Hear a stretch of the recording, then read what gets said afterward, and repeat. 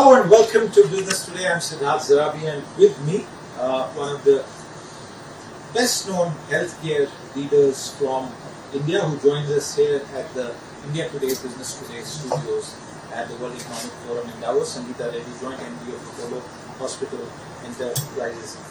Sangeeta, thank you very much for coming in.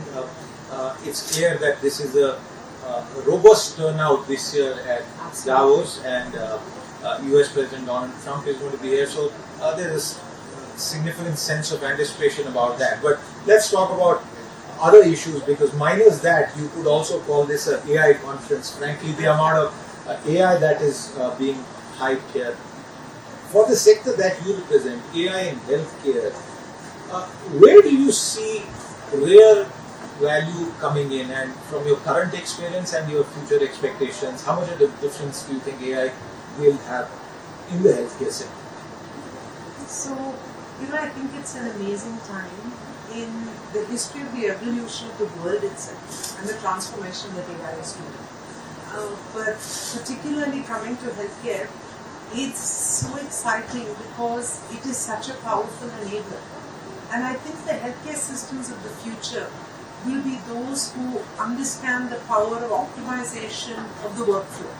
So patients not waiting for appointments, people, just the entire aspect of speed and efficiency of the patient movement, the doctor's time, and the financial back-end system, optimization of that. Then you go one level deeper and more significant, which is the clinical aspect of that. So we were excited when telemedicine enabled doctors to reach people anywhere across the world. Yeah. Now you're looking at summarization, you're looking at the latest developments available, at the doctor's fingertips while they're at the patient bedside. So that is another, layer of movement. And if you look at the application in, say, things like radiology, a brain bleed, you're picking it up before the doctor has even had time to see it. And therefore, you're preparing the theatre, getting ready in the emergency room, you're discussing the drugs. So the speed and therefore the saving of lives is the next level at many, many dimensions. Then we're getting into embedded AI into equipment. So for example, we're working with a very large manufacturer to do embedded AI into the ultrasound to pick up NAFLD, non-alcoholic fatty liver disease, which 40% of the adult population is at risk for. And finding the skill set to pick it up accurately is not yet available. Therefore, you use the machine to augment or supplement the clinical capability.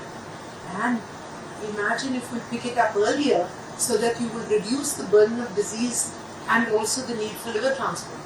So it's transformation. And then the final thing is drug discovery.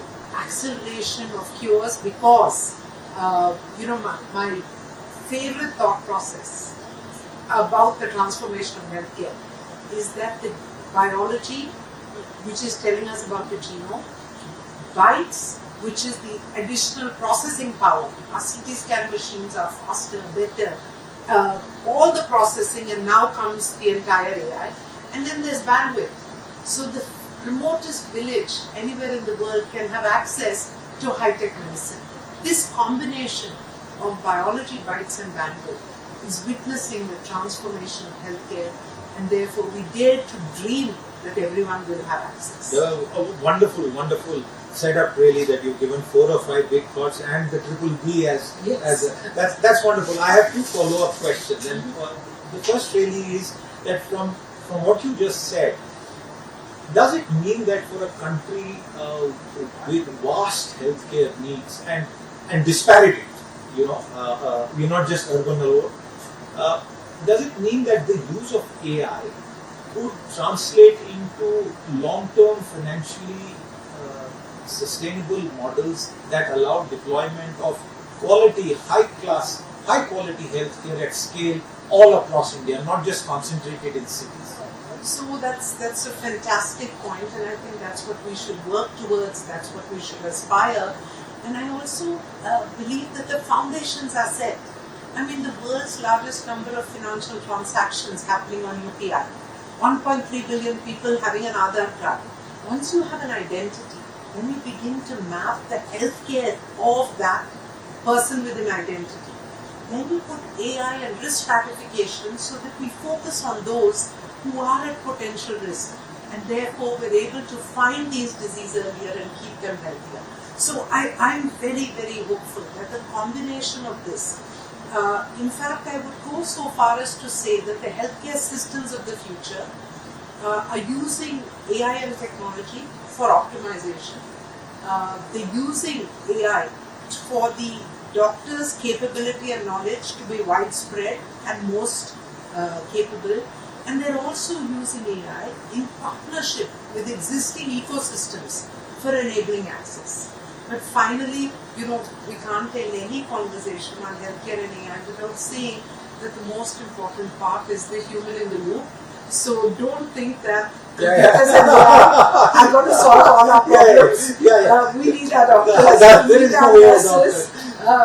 So that's I'm glad you said that, because the way I understand it, viewers, is that just imagine how many people in rural India, deep rural India, have access to CT scans, or for example for fatty livers. How many are able to access that healthcare, even if they were able to afford it without any insurance coverage for these kinds of tests? So just imagine the scenario that was just sketched out, an expert doctor sitting somewhere, scans and data and all of that coming together on a very good quality network that we have all across India.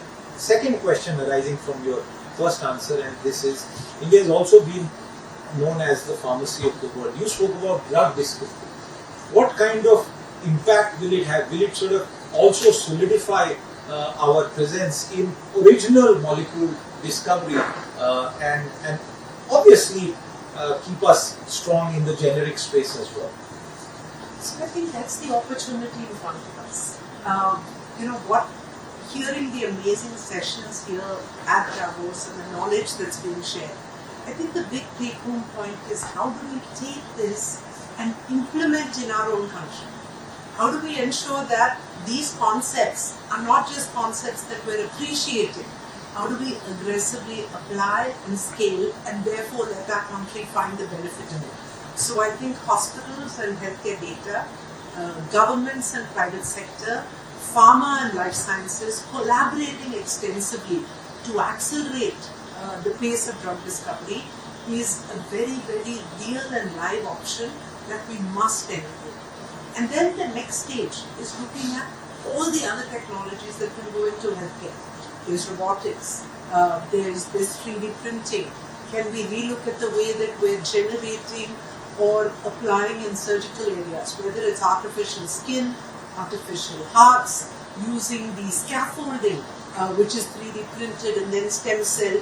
So there's a range of new discoveries.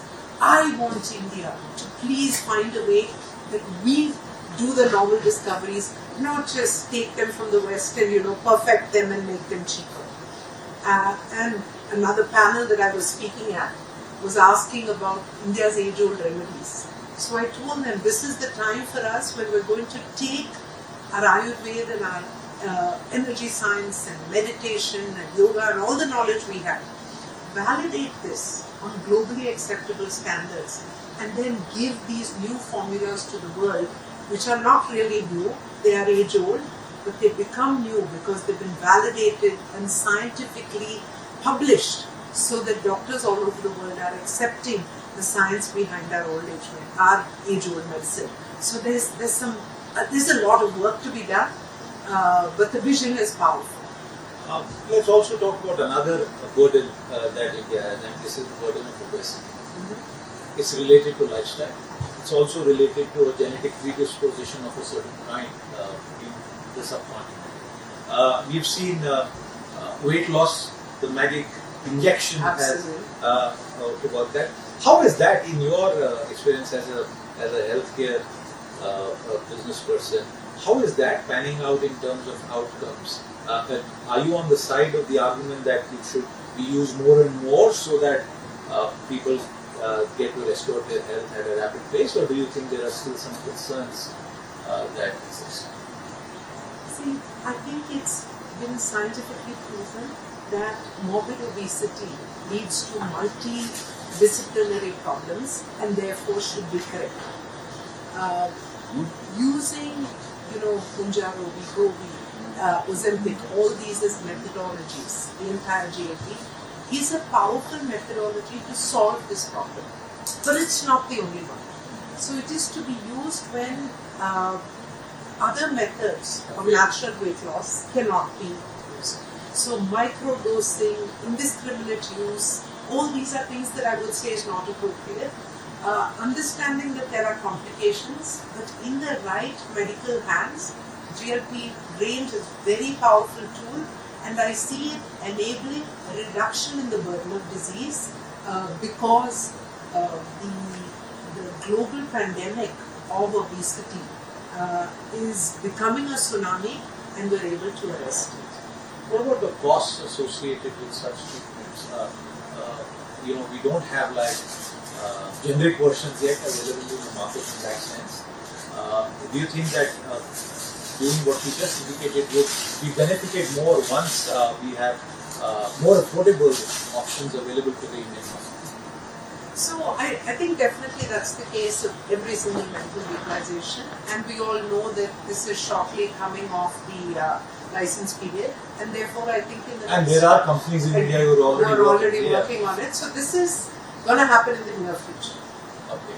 And once it happens, do you see, because you spoke about how that the obesity is at the core of multiple other problems, would it mean a fundamental change in health outcomes 2-3 years down the line when it becomes like a mass adoption really?